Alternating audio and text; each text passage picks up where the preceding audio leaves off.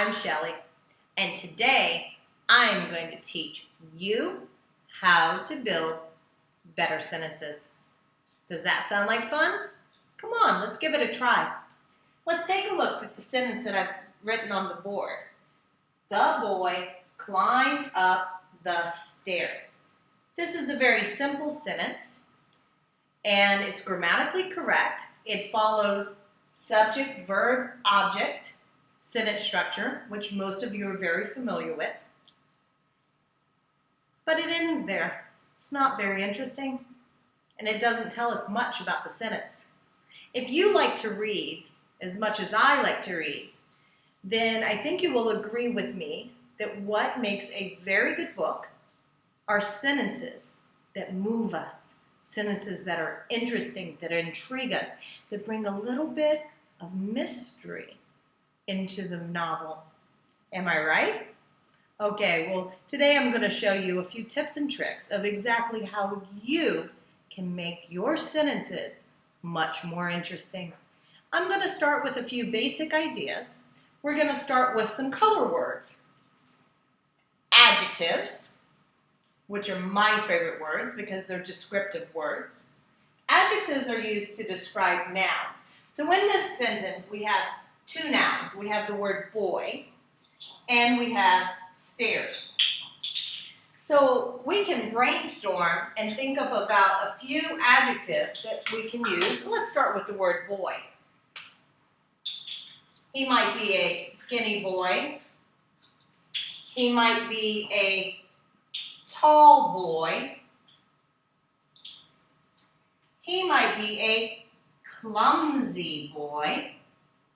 There's many words that we can use to describe boy, but in this case, let's go ahead and just place the word skinny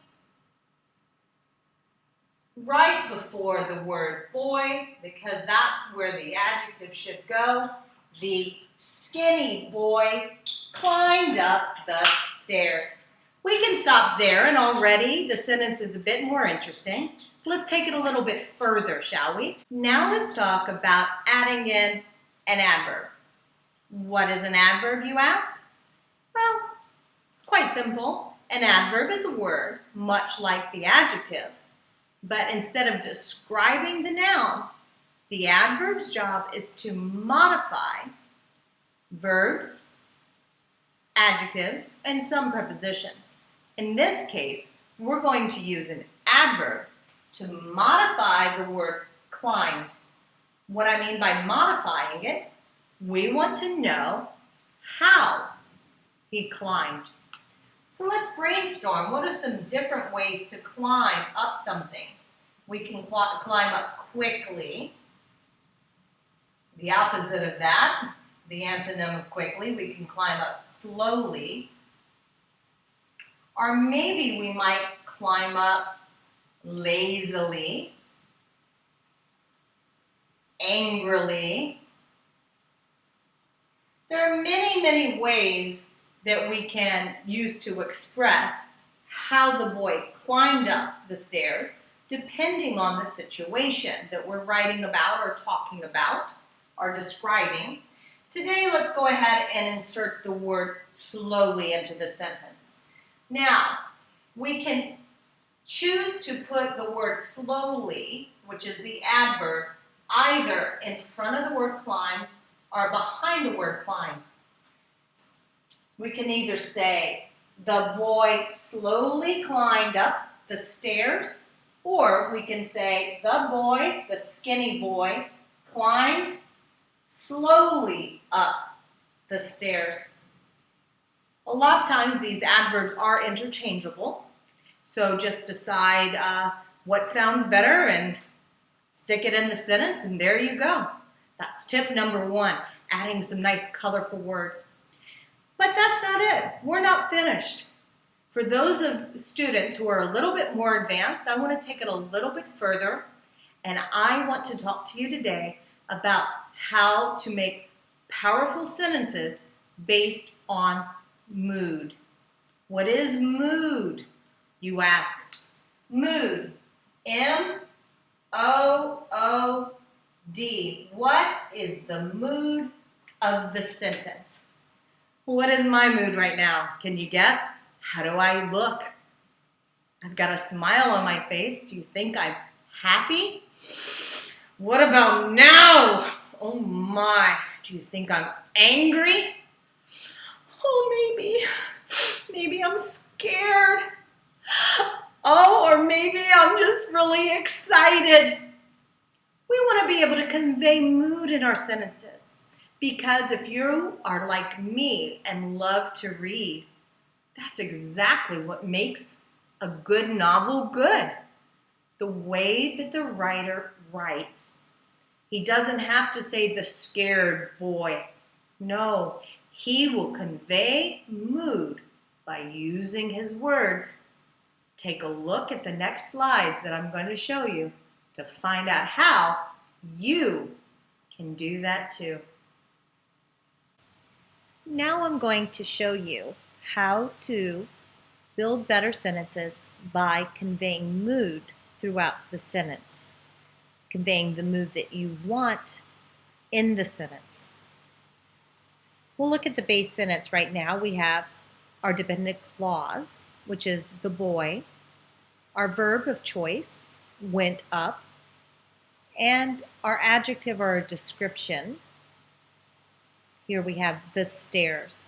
So the sentence reads right now, the boy went up the stairs. But what if the mood we wanted to feel in the sentence was excited? What could we do to show, without saying the excited boy went up the stairs, how can we show that the boy is indeed excited? Well, let's think about the way a person looks. How does their face change when they're excited? What happens to their face? Do their eyes light up? I believe they do. If a person's really excited, sometimes it looks like their eyes are sparkling. So we could use, with a gleam in his eye, the boy went up the stairs. And right there, you know that the boy must be excited because of that brightness that comes into a person's eye when they get excited. You could also use with a sparkle in his eye, eyes wide open, anything that shows the mood that you want to convey through the sentence. Now let's look at went up. When somebody's really excited, how do they go up the stairs? Do they go up slowly? No, I don't think so. If I'm excited, I tend to be very quick about things. So why don't we use something like raced up or hurried up or scurried up? Anything that's going to continue that mood. So here I've put to the top of the stairs because that just again conveys the mood throughout the sentence because you're showing that they're racing up from one part of the stairs to the top of the stairs. And it just carries that mood of excitement through just a bit more. So let's go ahead and read this sentence together. With a gleam in his eye, the boy raced to the top of the stairs. So if I'm reading a novel or a book and I read this sentence, then I'm going to know there's some excitement in the air. And it helps me to get a little bit excited. I want to know why the boy's racing up the stairs. Why does he have that gleam in his eye? What is he so excited about? Okay, let's take a look at another mood. Let's take a look at sad. Whenever I'm writing and trying to convey mood, I think about what I think someone would look like if they're feeling that particular mood. And when somebody's sad, you know, a few things come to mind. Crying, of course, tears, that faraway look of sadness, frowns on the face, head bowed down, sighing. So we're going to use just that today. We're going to say head bowed, the boy sighed. So you know that he's not feeling good. He's got his head bowed down and he's sighing. So something's happening. Is he going to race up those stairs? No, he's not, is he? Because racing is something that we do when we're either in a hurry or when we're excited. But if we're sad, we tend to go a bit slower. So we could say something, we could bring a nice adjective, a descriptive word into the situation. I'm sorry, a nice verb. I said adjective. A nice verb into the situation. Say he dragged himself up. It's a nice descriptive verb. He dragged himself up the long staircase. I'm going to use this phrase here, the long staircase, because when you're sad and you're going up something very slowly, is the opposite of racing up, where you're racing to the top. That staircase becomes very long now, and it feels like it's taking forever. And so that way I can convey that mood and bring it right across to the end of that sentence. So let's read this sentence together and see if you can feel the sadness in it. Head bowed, the boy sighed and dragged himself up the long staircase. Okay, let's try another one. Scared. Oh, let's think of how somebody looks when they're scared. What are some things that happen? Maybe their hands shake. Maybe their eyes look nervously from side to side. Maybe they sweat a lot. There's so many different adjectives and descriptions that I can think of that would describe somebody who's scared. You know, we've all seen horror movies, haven't we? We can definitely think of so many different words to describe a situation.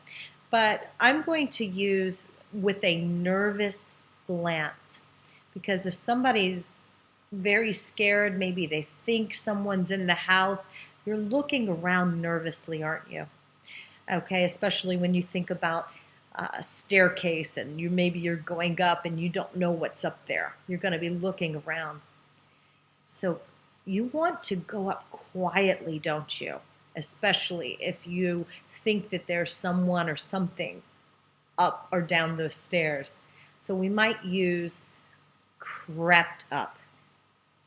So it's a very slow, careful climb up the stairs.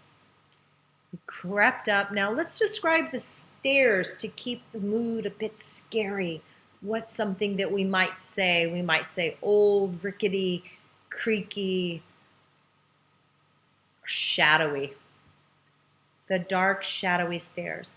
Okay, let's go ahead and read this one together.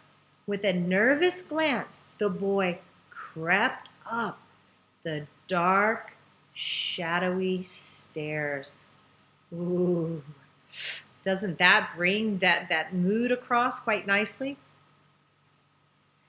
Okay, I'm going to go ahead and stop here. I have a few more that I could share with you, but I want you to try. Okay, so I want you to try to think of some things, some words that you can use to convey the meaning for the mood angry and for the mood bored. And if you want to do 3, why not? For happy. Why not happy? So we have angry, bored, and happy. So I have 3 spaces here left. What I want you to do is I want you to try this. Write it down on the Facebook page, and I will correct your sentences and correct your grammar, but go ahead and give it a try. And I'm anxious to see some of the sentences that you guys come up with. Okay, have fun with this. Thank you so much for joining me today. I hope you had a great time. I sure did. Stay tuned for more videos coming soon. And don't forget to check out my Facebook page, Study English with Shelley. Take care. I'll see you soon. Bye-bye.